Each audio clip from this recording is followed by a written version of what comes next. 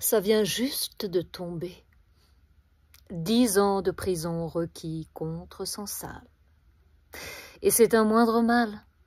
Pour intelligence avec l'ennemi ailleurs qu'en Algérie, il aurait eu droit à la peine capitale.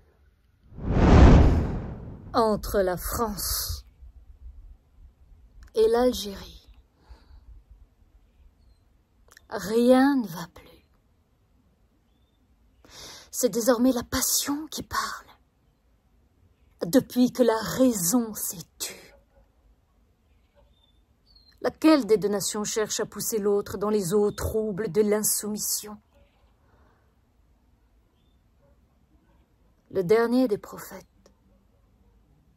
celui que Dieu a loué et béni, a dit: il y aura dans l'avenir des troubles, durant lesquels celui qui est assis sera meilleur que celui qui est debout. Et celui qui est debout dans ces troubles sera meilleur que celui qui marche. Et celui qui marche sera meilleur que celui qui court. À sa perte. Si j'ai bien tout saisi, à sa perte. Je traduis pour ceux qui n'ont pas vraiment compris. Le conflit est à mettre sur le compte de celui qui le provoque, et non sur le compte de celui qui le subit. Or, ce n'est pas l'Algérie, mais la France, qui ne cesse de tout conflictualiser pour déstabiliser l'Algérie, l'amenuiser, après l'avoir jadis dévalisée.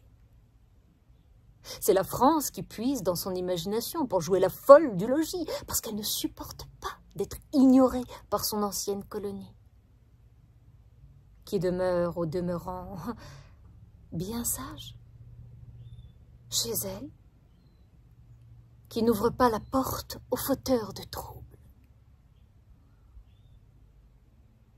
Alors toute la question est de savoir qui a introduit entre les deux pays la pomme de la discorde. Pour ne pas croquer dedans, eh bien,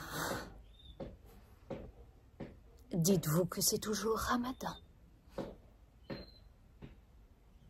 Qui est l'instigateur de cette fitna, de cette division entre la France et l'Algérie?